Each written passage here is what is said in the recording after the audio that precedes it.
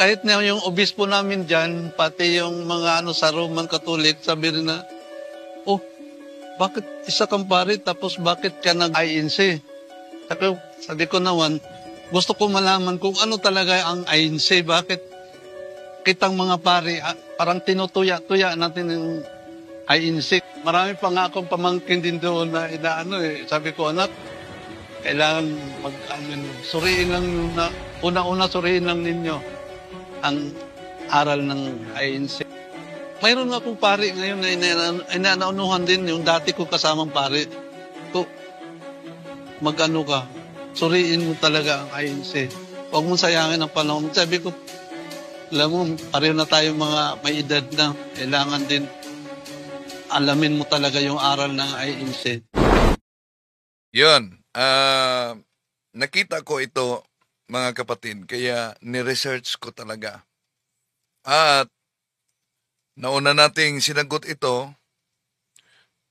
nakita natin na sa certificate batay sa news ng INC, booking sila.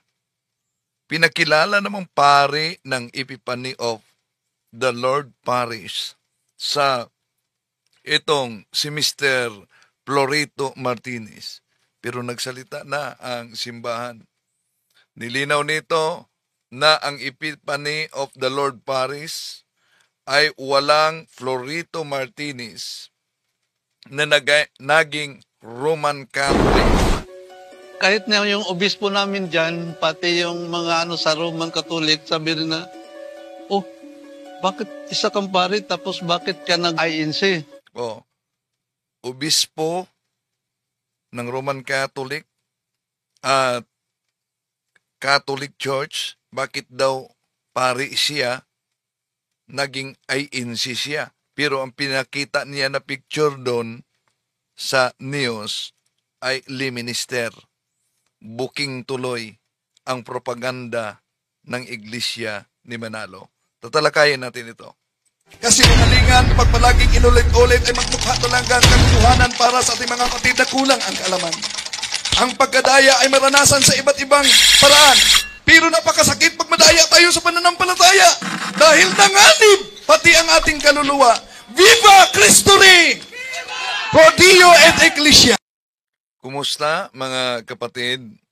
Una, di po natin layunin saktan ang damdamin ng ating mga kapatid sa iba yung pananampalataya. Pero sa mga propaganda at mga pag-chap-chap nila sa mga aklat at pagbabago, hindi nagkamali, minamali talaga na atin ang ipinakita dito mga kapatid. No? Para lang makatangay ng mga inosente. Kaya, kailangan talaga sa bawat pamilya na palaliman natin, doc and altum, ang ating pananampalataya. At lalo na isabuhay natin ang ating pananampalataya. Nagsiliparan ngayon ang fake news, pero matagal na din na kumakalat ang mga pirated na sikta. At napansin niyo ba na pawang Katoliko lang ang pinagtutulungan nila? Ngayon, ikinakalat nitong INC ang news kaugnay ni Mr. Florito Martinez na sabi niya, paring Katoliko daw siya. Ito ang news. Sa isinagawang evangelical mission sa iba't ibang lokal sa Metro Manila. Sa lokal ng Camarin Distrito ng Caloocan North, kabilang sa mga dumalo at nag-anyaya ng mga panauhin ang isang dating paring Katoliko. Dating paring Katoliko daw. Pero booking sila sa ipinakita nila na certificate. Bakit? Ito sana din na lang nila pinakita mga kapatid. Una, ang may lagda, Archbishop President daw. Meron bang Archbishop President? Head Archbishop and President. Pagkatapos, Most Reverend Father Roberto B. Cavan. Dito pa lang. Pero sa baba, sa itaas na bahagi, makita ninyo, abay, pare umano ito, batay sa certificate na ipinakita sa Dr. Jose Rizal, ulitin natin, Dr. Jose Rizal. Tingnan nyo, ang sa itaas mga kapatid. Isang sikta na naitatag diyan sa Agusan. Rizal Church of Repentance and Holiness Incorporated na may SIC number, SIC registration niya, CN 2010-26. Yun ang makita ninyo, hindi siya Roman Catholic. Batay sa ipinakita at itong head Archbishop and President, hindi din ito Roman Catholic. Yung Most Reverend Father Roberto. Yun. Nakita nyo ba? Pero pinakilala ng INC dito na parish priest daw saan? 14 na taong naging pari at nagsilbing parish priest ng Epiphany of the Lord Parish sa Parish priest daw sa Epiphany. Kamarin, Caloocan City. Caloocan City. Kaya naglabas ng opisyal na pahayag ang parokya ng Epiphany of the Lord Parish na walang Florito Martinez na naging pare ng Romano Katoliko. Tuloy natin. Florito Martinez, mula sa angkan ng mga pari. Mula daw sa mga angka ng pari. Sandali. Ito. Sandali. Sa lokal ng Camarin Distrito ng Caloocan North, kabilang sa mga dumalo at nag-anyaya ng mga panauhin ang isang dating paring Katoliko. Dating paring Katoliko, pero sa certificate na pinakita natin mga kapatid na nasa video nila, abay, isa parang pare ng sulpot na sikta diyan sa Agusan. SEC registration. Yon, hindi Roman Catholic na pare. May certificate siya, pero hindi Roman Catholic. Tuloy natin. 14 na taong naging pari at nagsilbing parish priest ng Epiphany of the Lord Parish sa Camarin, Caloocan City. Kaya nga, naglabas ng pahayag ang Epiphany of the Lord Parish, mga kapatid, na hindi totoo na may Florito Martinez na pari ng simbahang Katoliko Romano. Dahil binanggit niya kanina, pati na yung yung obispo ng Roman Catholic. Okay, tuloy natin. Si Florito Martinez, mula sa angkan ng mga pari, mahigit 1 dekada rin siyang naging aktibo sa kanyang pangangaral sa kanilang simbahan. Yung aking lolo, obispo yun sa Mindanao. Obispo, hindi sa Roman Catholic yung lolo mo. Sa grupo pala, batay sa certificate na ipinakita, ito palang grupong ito palang sikta. So, therefore, sulpot din. Ano na sikta? Rizal Church of Repentance and Holiness Incorporated. Dito pa lang, booking na sila. Tuloy natin. Now, tapos ako kinuha niya. Yan. Sa Mindanao, kaya sa Agusan. Kaya tiningnan ko itong picture nito dahil halos lahat ng mga obispo dito sa Mindanao kilala natin. Pero yung pinakita niya dito, di natin kilala na obispo ng simbahang Katoliko. Pero ang claim niya, Roman Catholic. Okay, tuloy natin. Inakay bilang apo dahil ako na yung kahulihan. Wala na talaga na, sa angka namin. Wala na. Ako lang. Tapos, pinasok ako doon sa Davao, sa seminaryo. Tapos, 2010 ako na ordinahan bilang. So, anong seminaryo sa Davao? Alam natin kung ano na seminaryo Katoliko sa Davao. Posible na meron din silang seminary.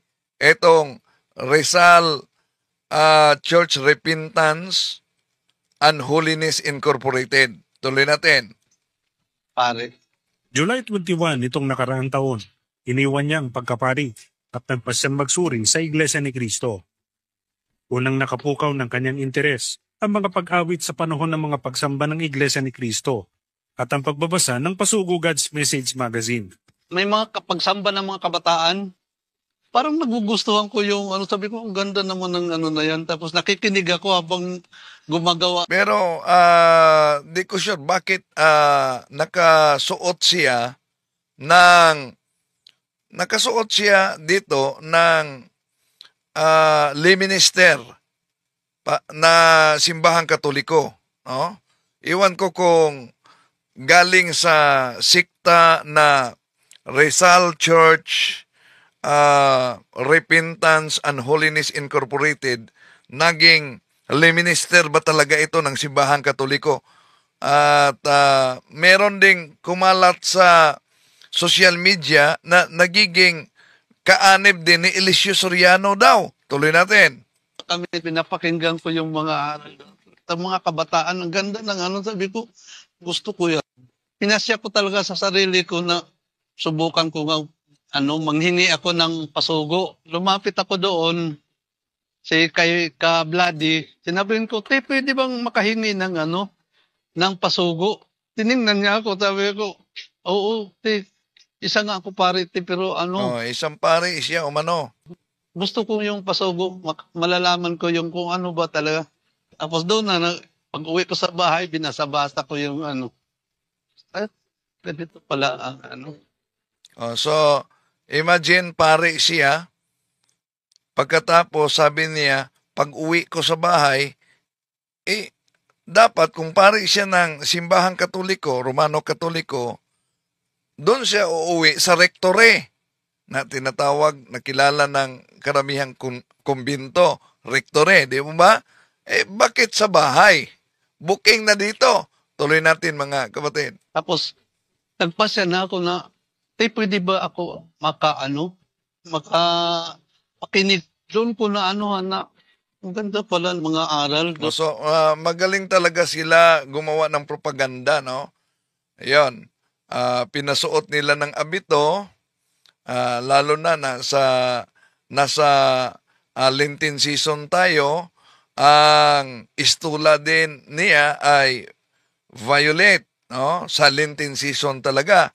Pero, sana di na lang nila ipinakita yung certificate dahil mas lalong nabubuking ang kanilang propaganda. Tuloy natin. Nagka-interest ko. Hindi na ako nagsamba-samba doon. Pag misa, hindi na ako nagmimisa. Hindi na umano siya nagmimisa.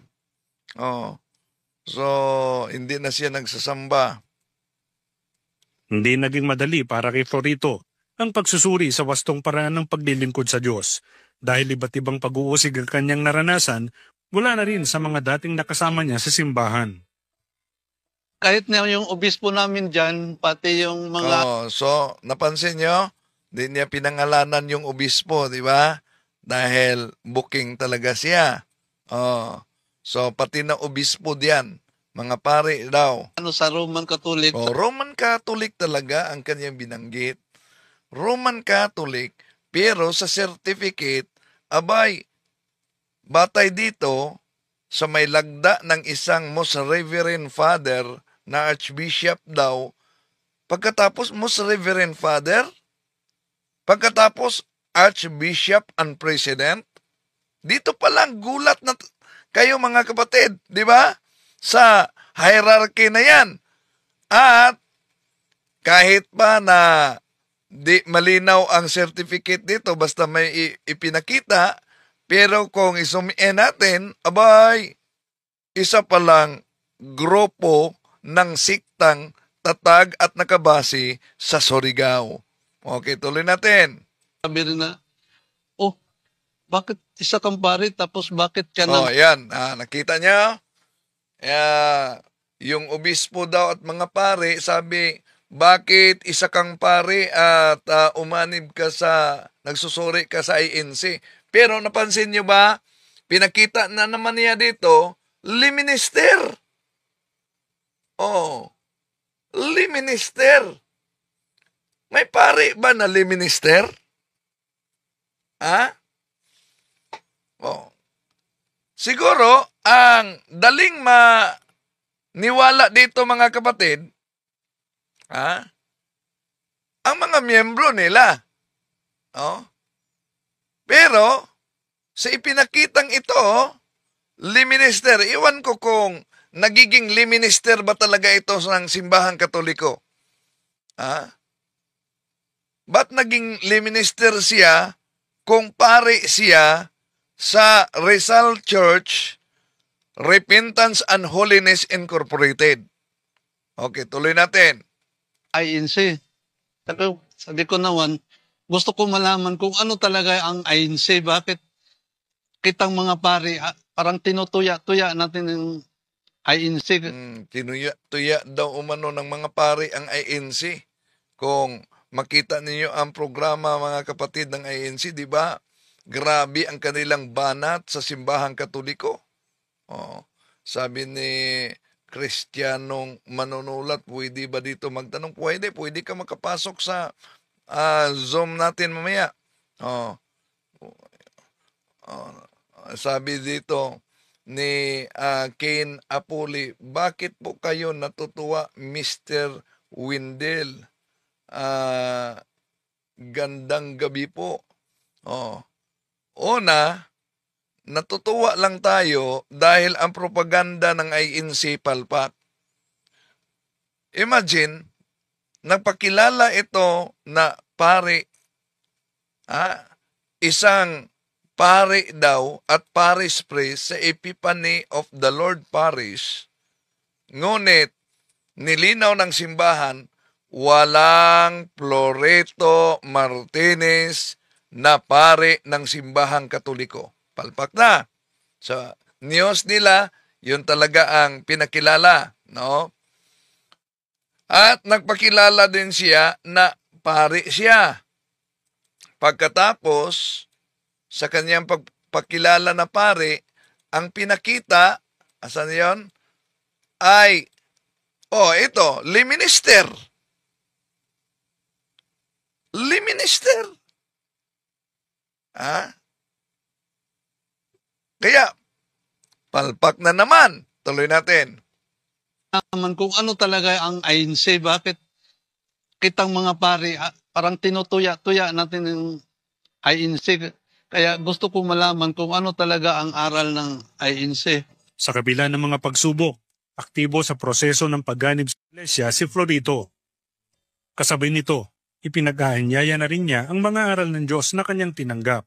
Marami pa nga akong pamangkin din doon na inaano eh. Sabi ko, anak, kailangan suriin lang una-una suriin lang ninyo ang aral ng INC. Bagaman umaanib pa lamang, subalit kabilang na si Florito sa mga maalam na ipinag-anyaya ng isinagawang evangelical mission sa lokal ng Camarin, Distrito Eklesiastiko ng Caloocan North. At galing talaga sa Yan, mga kapatid, no? Sa social media, grabe na, inaani sila ng iba't ibang komento dito. Pakita natin yung komento ng iba't iba at meron ding mga INC din na nag-comment na sabi nila, ito na, sabi nila, iyak na si Talibong. Paano ako iiyak kung napalpak yung propaganda ninyo? Eto, sino na nakakahiya dyan? Sandali daming mga pakita natin. Okay, ang daming mga nagkukomento dito. Inulan talaga ng iba't ibang komento ang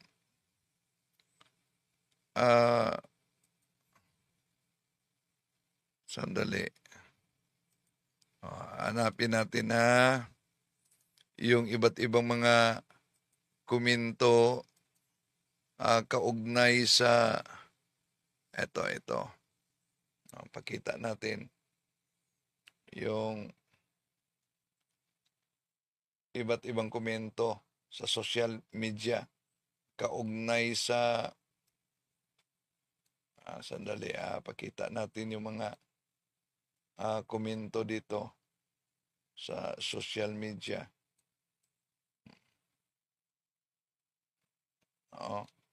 Okay. Una, ito kasi makita ninyo ang nakapost diyan na paglilinaw ng Epipani Paris. So may mga iba't ibang komento dito. Eto. Sa Mauto lang. Ang daming mga komento dito. So, yan. Meron pa. Meron pang ito.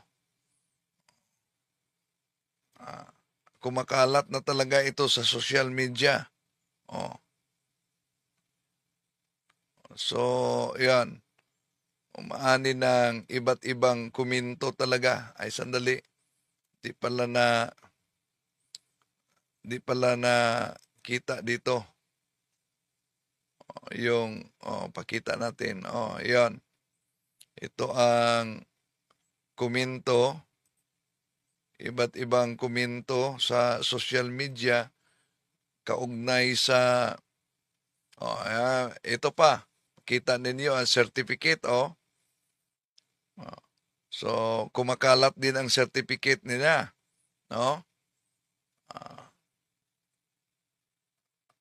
So, yun sa social media.